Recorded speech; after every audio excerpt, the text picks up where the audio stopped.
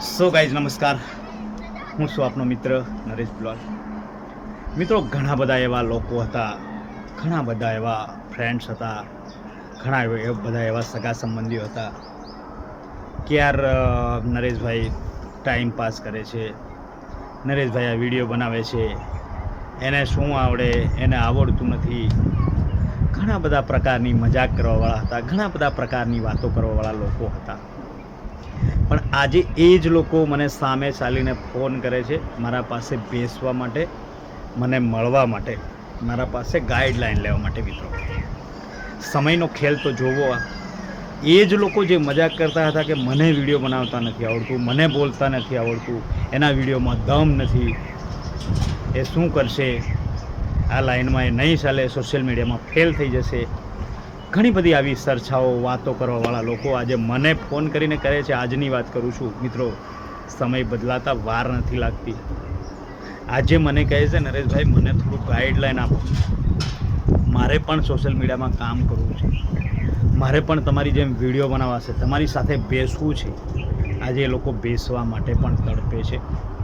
ઘણા લોકોના હું ફોન નથી ઉઠાવતો, ઘણા લોકો સાથે હું વાત નથી કરતો, ઘણા લોકોને હું રોજે બોલાવે છતાં મળતો પણ નથી. મિત્રો, તો એ લોકો ફરી એવી પણ વાતો કરે છે કે નરેશભાઈ ઘમંડી વ્યક્તિ થઈ ગયા, નરેશભાઈ હવે સોશિયલ મીડિયામાં સક્સેસ થઈ ગયા એટલે આપણને ઇગ્નોર કરે, આપણને મળવા માટેનો ટાઈમ નથી એના પાછળ.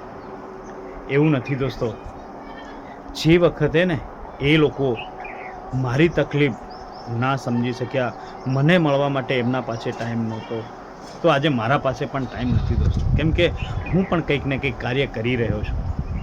એટલે દુનિયા સ્વાર્થી છે. તમારી સડતીના દિવસોમાં તમારા બધા જ સગા થશે, તમારી સડતીના દિવસોમાં તમારા સાથે બધા લોકો આવશે, બધા ફોન કરશે, તમારી બધા જ લોકો ખબર લેશે નરેશભાઈ શું કરી રહ્યા છે, નરેશભાઈ શું કરવાના છે, નરેશભાઈ કઈ જગ્યાએ જઈ રહ્યા છે. નરેશભાઈના આમાં સગા સંબંધીઓ છે, કોઈ કહેશે નરેશભાઈના અમે રિલેશનશિપમાં છે. ઘણી બધી વળખાણો તમારી થશે, ઘણી બધી વાતો થશે. એક કહેવત છે ને મિત્રો, જો તમે સક્સેસ થઈ જશો ને તો ભિખારીના પણ 100 સગા નીકળશે. એ વાત સાચી છે. જો તમે નિષ્ફળ વ્યક્તિ છો ને તો તમારા પોતાના ભાઈઓ પણ તમને ઇગ્નોર કરી દેશે, તમારા ભાઈઓ પણ કહેશે કે એ મારો ભાઈ નથી, અમે કાઢી મૂકેલો છે, અમે અલગ છે. પણ જો તમે સક્સેસ થઈ જશો ને તો તમારા ગામના લોકો પણ કહેશે કે એ વ્યક્તિ અમારો ભાઈ છે. આ સાચું અને હકીકત છે મિત્રો. મેં આ બધા અનુભવો, પોતાના અનુભવો શેર કરી રહ્યો છું. આજે ઘણા એવા લોકો છે જે લોકો મને ટાઈમ પાસ સમજતા હતા કે નરેશભાઈ યાર ખાલી ખોટો બેસીને ફોન કરે છે, નરેશભાઈને કંઈ કામકાજ નથી. ઘણી બધી બાબતોની ઘણી બધી વાતો મેં સાંભળેલી છે મિત્રો. પણ આજે એ જ લોકો મારા પગલે યા હું જે દિશામાં જઈ રહ્યો છું એ દિશામાં કામ કરવા માગે છે.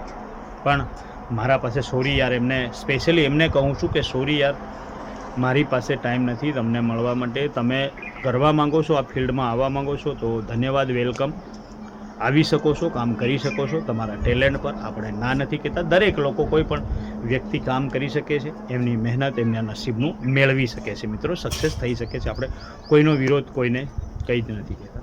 કોઈ ના કરી શકે એ વસ્તુ પણ હું નથી માનતો. દરેક વ્યક્તિ મહેનત કરે તો કામ કરી શકે ને સક્સેસ પણ 100% થઈ શકે છે. પણ સ્પેશિયલી મારા પાસે ટાઈમ નથી. કેમ કે જો દિવસના 24 કલાક નાઇટ દિવસના થતા હોય છે તો મને દિવસમાં કમસે કમ 10 માણસો ફોન કરતા હોય છે કે આ સ્પેશિયલી આ કામ માટે, વિડીયો બનાવવા માટે, કંઈ ગાઈડલાઈન જોવા માટે. તો એક વસ્તુ સમજો કે કદાચ કોઈને જોવડાવવામાં કલાક આપણે વેસ્ટ કરી દઈએ, કોઈને વિડીયો બનાવવામાં કોઈના સાથે અડધો કલાક વેસ્ટ કરી દઈએ, તો એવા 10 માણસો આવે તો આપણો કમસે કમ 15 કલાક આપણે વેસ્ટ કરી દઈએ.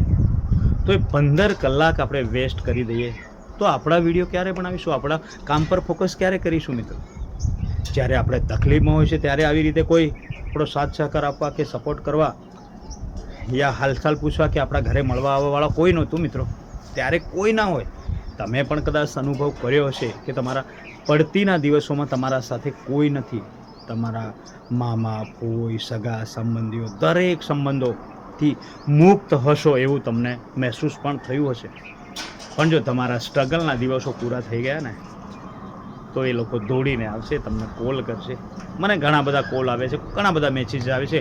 તમને હું મારો આ સ્ક્રીનશોટ પણ જોવાડી શકું છું મિત્રો, પણ હું સ્પેશિયલી લોકોને કહેવા માગું છું, જે લોકો આપણને ઇગ્નોર એટલે મને ઇગ્નોર કરી રહ્યા, યાર એ સ્વાર્થ વગરનું જીવન એ પણ નકામું માનું છું હું. પણ તમે તમારો કંઈક સ્વાર્થ વધારે જોઈતો.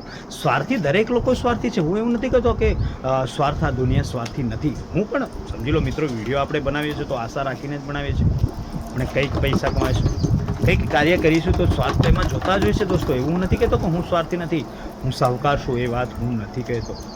પણ જે બિલકુલ પોતાનો સ્વાર્થ કોઈ ફ્રેન્ડ માટે જોવે છે ને, એવા વ્યક્તિને હું ક્યારેય મળવા નથી માંગતો. એવા વ્યક્તિ માટે આપણા પાસે ટાઈમ નથી. તમે ગમે તે સમજો, પછી તમે કહો છો કે નરેશભાઈ પર ઘમંડ, એમને ઘણું બધું ઘમંડ આવી ગયું છે સોશિયલ મીડિયામાં, એ સક્સેસ થયા છે ને એટલે ઘમંડ છે. પછી એમનું જે પણ એ વિચારે, હું શું કહું છું ને એના માટે હું જવાબદાર છું મિત્રો, પણ સામેવાળી વ્યક્તિ શું વિચારે છે ને એના માટે હું ક્યારે પણ જવાબદાર નહોતો અને રહીશ પણ નહીં.